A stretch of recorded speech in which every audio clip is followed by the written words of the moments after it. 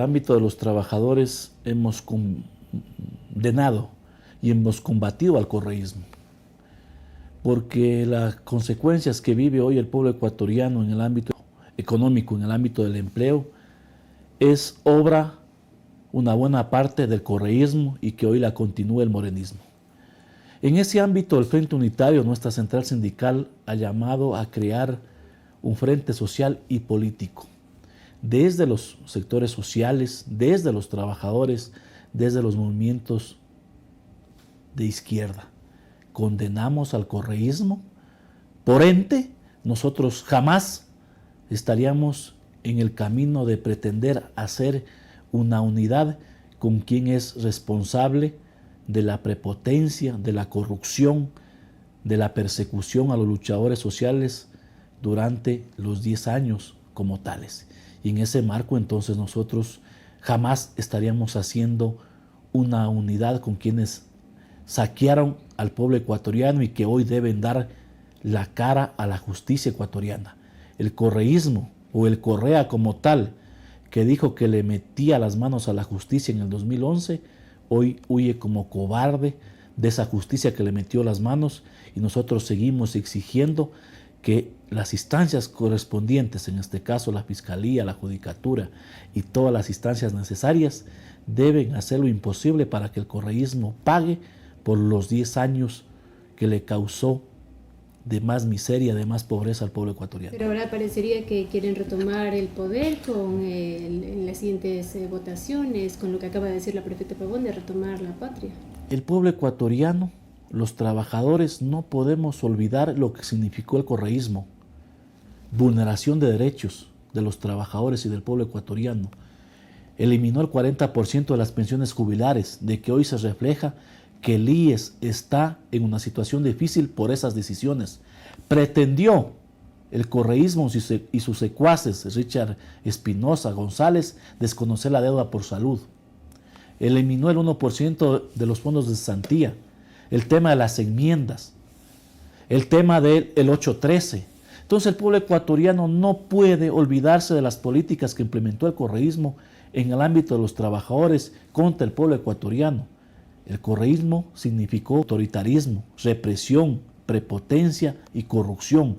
Y entonces nosotros ratificamos de que jamás podemos hacer una unidad con quienes saquearon los recursos del pueblo ecuatoriano, y que nosotros ratificamos la exigencia de que deben ser sancionados. Ahora, respecto a la ley de simplicidad tributaria, que ya en los últimos días de diciembre también se reunió la Asamblea para dar paso a que se publique en el registro oficial y en que entre en vigencia todos los nuevos impuestos. ¿Cuál es su reacción? ¿Cuál es la posición del Frente Unitario de Trabajadores? Y también que va de la mano con el salario básico, que también ya se pronunció el Ministerio de Trabajo. ¿Eso es congruente con lo que se viene con la nueva ley? ¿Satisface, no satisface para la canasta básica? Es evidente que el presidente Moreno y sus instancias como legislativo vienen actuando en la misma práctica de los gobiernos neoliberales. Y digo esto porque los gobiernos neoliberales en tiempos de feriados o de fin de año tomaban decisiones. Y así lo ha hecho el gobierno actual y el legislativo. Uno, el gobierno ratifica que es un gobierno proempresarial que representa a los bancos y al Fondo Monetario Internacional. Se refleja en la fijación de $6 al salario básico unificado. Esa fijación no sobrepasa el 6% de las personas que se van a beneficiar de esta limosna que le hemos calificado nosotros al salario para el 2020, que significa 20 centavos diarios y 2.5 centavos la hora, cuando es evidente y está demostrado que técnicamente un trabajador, solo laborando el 50% de las 8 horas, ya recupera la remuneración que le paga el empleador. Al respecto, ¿qué propone el FUT después de lo que no fue aceptada la propuesta de Nosotros vamos a seguir trabajando para que las cosas cambien. Hay que discutir una política general de sueldos y salarios, hay que discutir los mecanismos y hay que presentar, y vamos a seguirlo haciéndolo, propuestas distintas desde el ámbito social, porque se ratifica de que al presidente Moreno y al grupo empresarial no le interesa el desarrollo del país.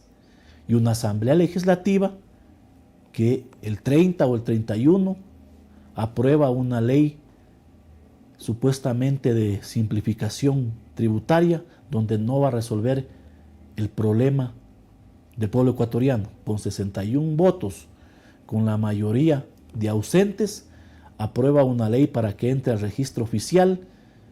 De lo único que busca es cumplir con las órdenes que les han dado o que les está dando el Fondo Monetario Internacional. El tema es de que no se va a resolver el tema del desempleo en el país, no se va a resolver el tema de la educación, de la salud, de la seguridad social, si se continúa con esas mismas políticas neoliberales del Fondo Monetario Internacional. Entonces, es evidente que las perspectivas para el 2020 de los trabajadores del pueblo ecuatoriano son pocas, en vista de que el gobierno no va a rectificar su política económica, su política de generar empleo en nuestro país, y va a continuar beneficiando a los mismos de siempre. Las cifras reflejan de que la banca en el 2019 ha tenido ingresos de 560 millones de dólares. Es evidente que cada banco tuvo ingresos por más de 23 millones de dólares. En esa misma línea están los grandes grupos económicos, mientras la mayoría del pueblo ecuatoriano continúa en la miseria, continúa en el desempleo, sin resolver sus principales necesidades diarias. Ahora, volviendo un poco al tema de Paola Pavón y los otros 3 procesados en esta presunta rebelión, sin agravantes ahora, ¿es garantía de que la jueza haya cambiado esta medida sustitutiva de prisión preventiva por otras medidas como la de grillete electrónico, que los funcionarios aseguran que ellos van a permanecer en sus cargos, que es suficiente con ese dispositivo electrónico para garantizar? Nosotros condenamos en su momento quienes pretendieron pescar a río revuelto de una lucha justa, necesaria, que hicimos los trabajadores, el movimiento indígena y los sectores sociales para botar abajo las pretensiones y las decisiones del poder económico y del poder político en nuestro país. Eso se reflejó en el 2019, en octubre en particular, y los trabajadores condenamos quienes pretendieron pescar a río revuelto. La justicia todavía no se refleja y el pueblo ecuatoriano sigue teniendo desconfianza, porque plantear un grillete no es suficiente, no es lo adecuado, porque ya vemos que algunos se han sacado ese grillete y han huido de la misma justicia. Entonces, eso no es una garantía. Nosotros hemos planteado de que hay que sancionar a los culpables cumpliendo el debido proceso. Sin embargo, todavía hay rezagos del correísmo en la justicia, rezagos del correísmo en otras instancias, y si es que el trabajador, el pueblo ecuatoriano no hace conciencia de eso para seguir condenando y para seguir exigiendo, no habrán cambios, no habrá democracia si es que no hay una justicia al servicio del pueblo ecuatoriano y no al servicio de los gobiernos de turno. No habrá democracia si es que no se respeta los derechos humanos en nuestro país. Y en esa línea nosotros consideramos de que lamentablemente no vemos todavía un cambio profundo en el tema de la justicia cuando no se limpie al correísmo en su totalidad. Hablando de justicia, el día de mañana se retoma el caso Sobornos, donde se va a conocer si dicta sobreseimiento, es decir, se anula el caso, o se llama a juicio a varios de los exfuncionarios, entre ellos Rafael Correa, Alexis Mera y otros de su gobierno anterior de Correa por el caso Sobornos ligado a Odebrecht. ¿Qué se esperaría con esto también? Que se refuerce el sistema de justicia, si hay un llamamiento a juicio en verdad para que procese. La Fiscalía ha venido actuando de una manera correcta y ha venido demostrando y informándole al pueblo ecuatoriano de que hay indicios de que el correísmo utilizó recursos de los ecuatorianos para su campaña, para fortalecer a su movimiento, entre otros aspectos como el tema de pedir recursos a las empresas que luego les daban contratos. Ahí se refleja el tema de los sobreprecios en los distintos contratos que hizo el Estado. Y nosotros creemos entonces que la Fiscalía ha venido y viene demostrando de que hay los inicios necesarios para que el correísmo sea sentenciado y sean sancionados. Y en esa línea esperamos de que la justicia, en este caso que le corresponde a los jueces y jueces en el tema de la judicatura y a la misma Corte Nacional de Justicia actúen conforme establece la Constitución y el mismo Código Integral Penal y actúen en derecho, con transparencia, con honestidad. Aspiramos de que puedan coger los pedidos de la Fiscalía y puedan sancionar a los corruptos, y que nosotros hemos planteado de que debe pagar el capo mayor de la corrupción llamado Rafael Correa.